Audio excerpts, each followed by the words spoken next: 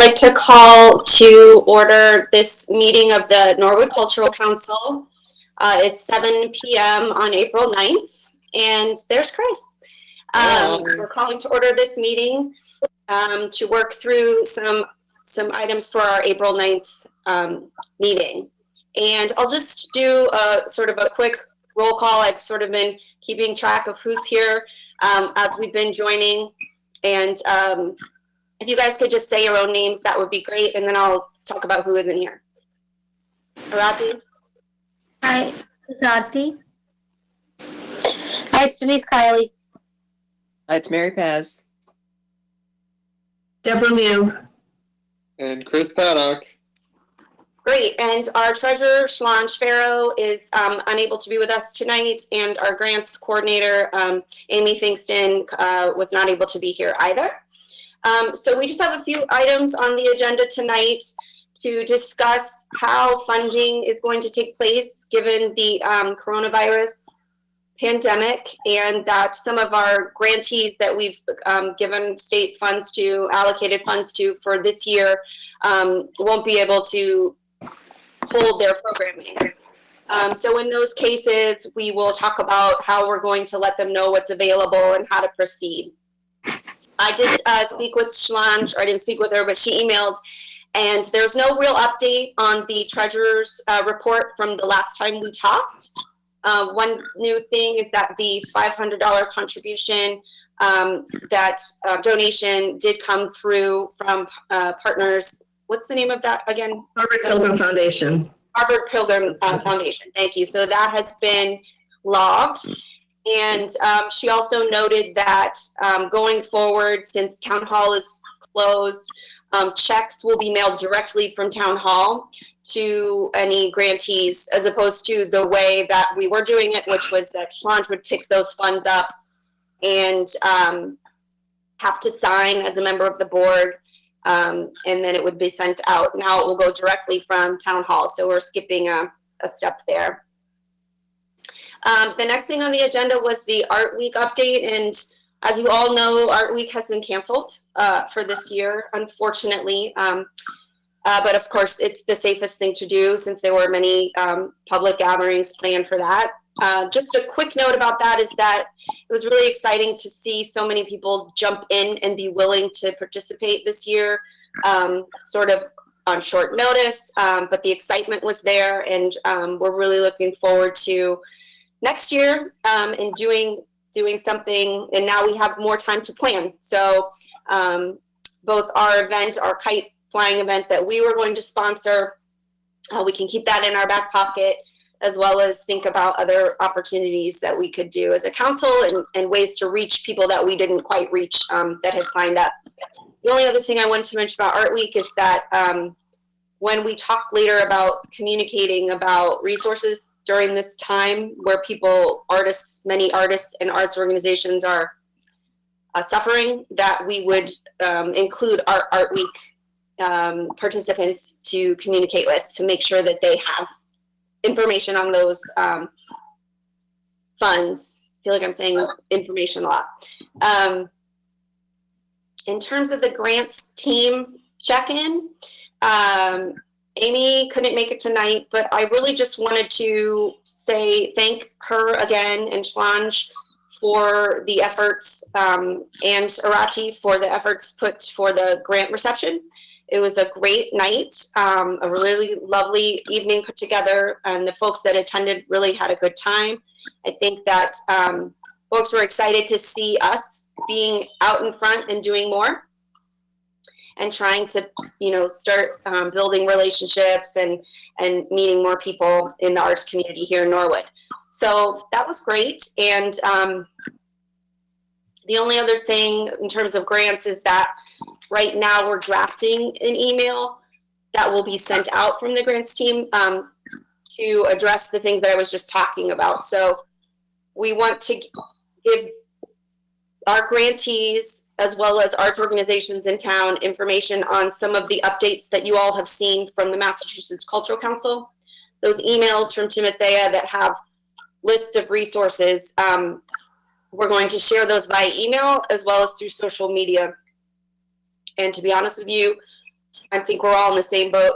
I don't know about you, but this week is the first time I've really started thinking about cultural council stuff. So we've heard from a couple of schools about this, and we've let them know that they can postpone their programming. But we're drafting that email to confirm those different things, whether it's a school, whether it's an individual artist, or whether it's an arts organization, how they should proceed and what their options are. Essentially, from what you've read from Timothea, it's they can apply. They just need to do the formal step of applying for a postponement or a deferment, and that we would approve that. And in some cases, the Massachusetts Cultural Council is recommending that we fund the programming anyway because those people were counting on those funds. And so that is their recommendation that we be understanding of that. So depending upon this situation, we have to sort of take it case by case. Does anybody have any questions about that? Yeah. A quick question. How many of our grantees were affected by this that had programs scheduled during this, home stays, whatever you want to call it? Well, some of them have already happened, but some of them were meant to happen through the spring, a lot of the school ones. So what I can do is I can send that spreadsheet again with all of the programs, but I don't have that right in front of me. But I don't. Oh, no, that's okay. I was just curious if any individuals were impacted, some of the groups. I knew that schools would be impacted, but I didn't know if any of the other performers. We haven't heard from any yet, so I think it's more that generally there's a conduit between, whether it's the library or so we haven't heard from people. So either people are just haven't had time to think about it yet, or it hasn't been immediate on their calendar. Right. Okay. Thanks. In the email we'll share with you guys first, and we'll go out soon to try and get ahead of those dates, most dates. I have a question, Kate.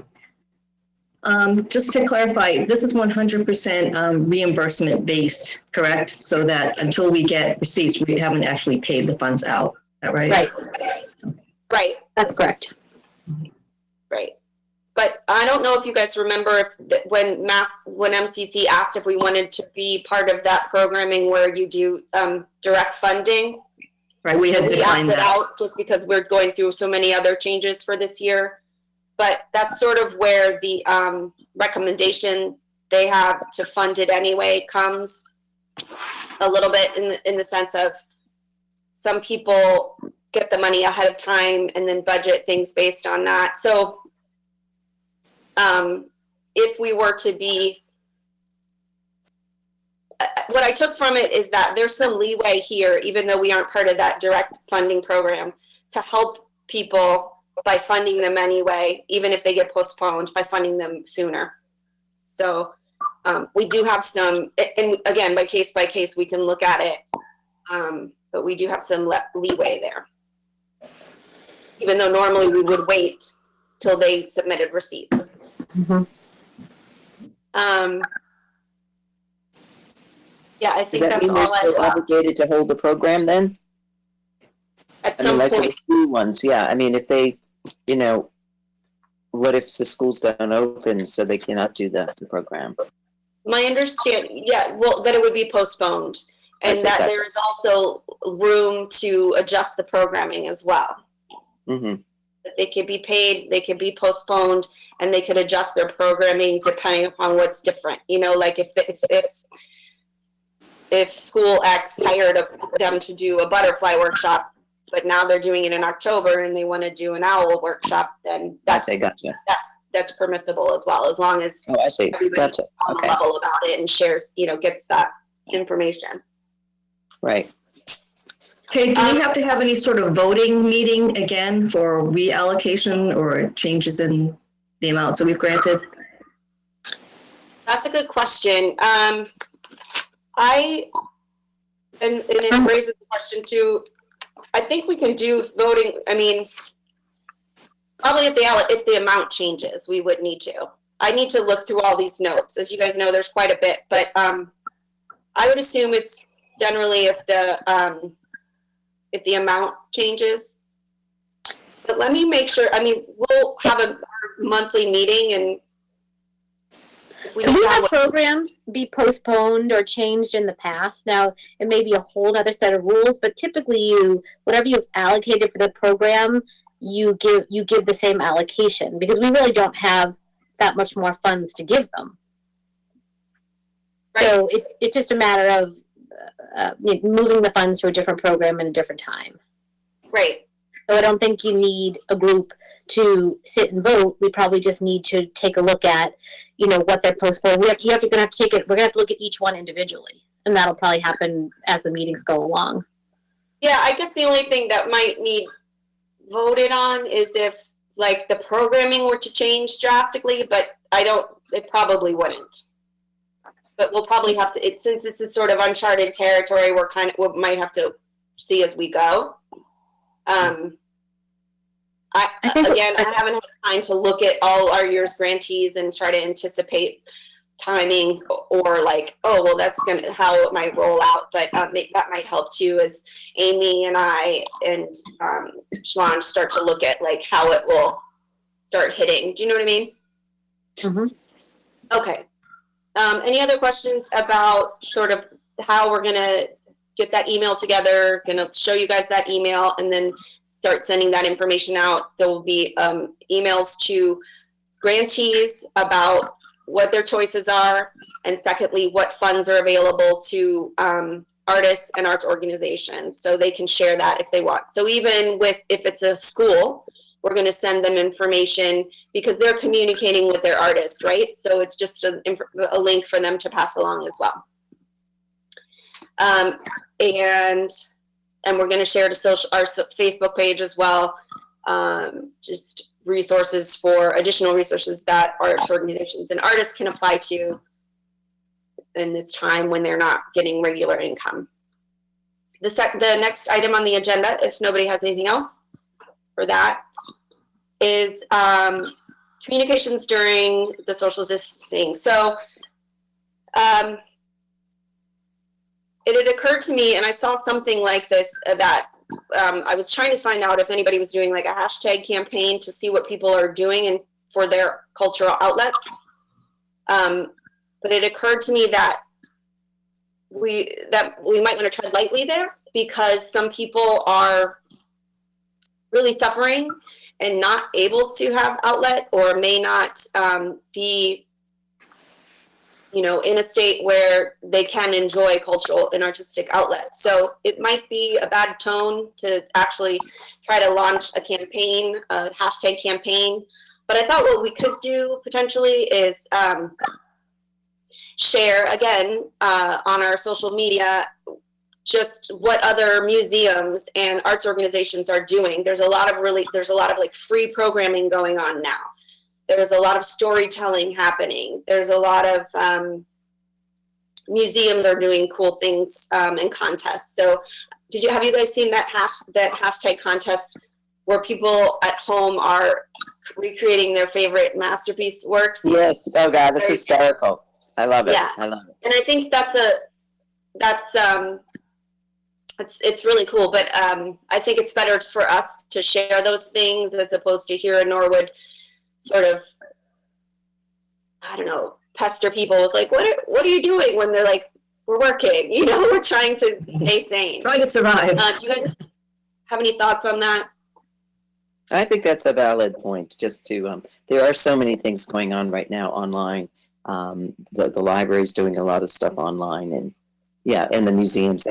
That one was great. Other museums too. So I think that's fine. Actually, I saw that on Facebook or something. Somebody had posted that. Either that or I think so. Or saw it in the article. I don't know, but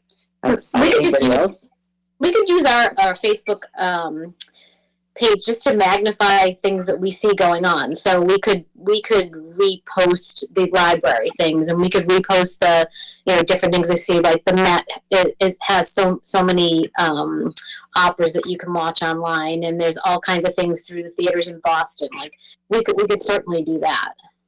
Right.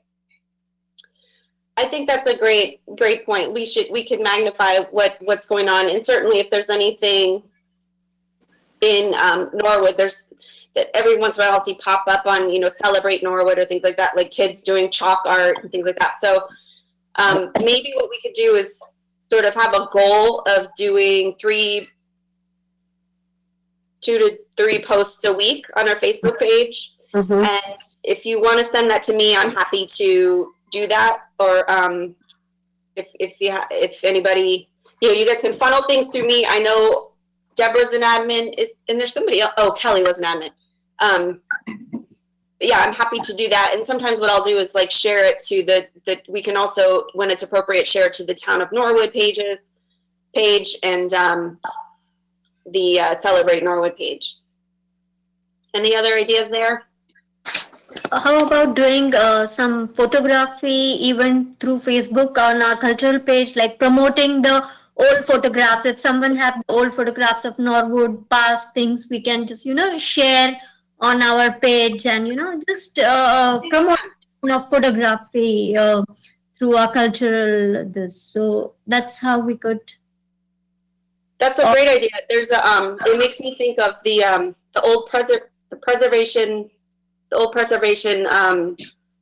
volunteers. Old Parish, thank you, preservation volunteers. Who was going to be part of Art Week, and who's a cultural organization here in town.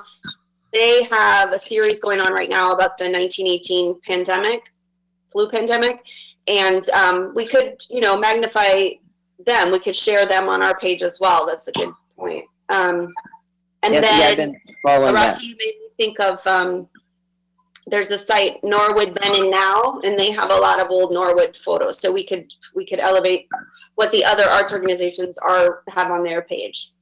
Right. Okay. So OPPB shares. Okay, so really that's it. And then we have an addendum. Does anybody have anything else that they have questions about, or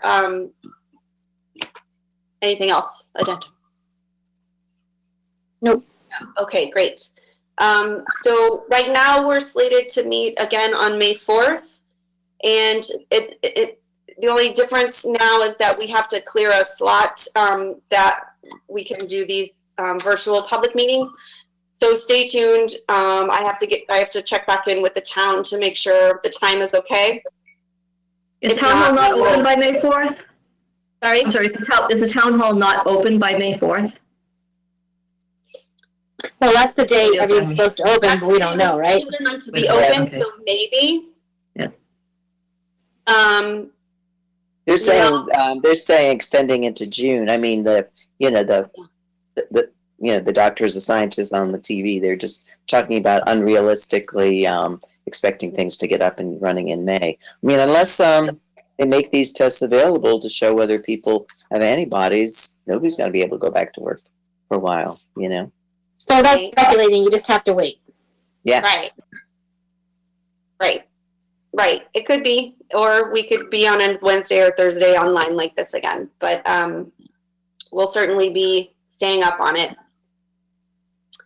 I hope you guys are all staying well. Mary Paz, I'm going to call you and check on you. I should be fine. I just have worried family, that's all. So Yeah, there's a lot of that going around right now. Lots of worried families.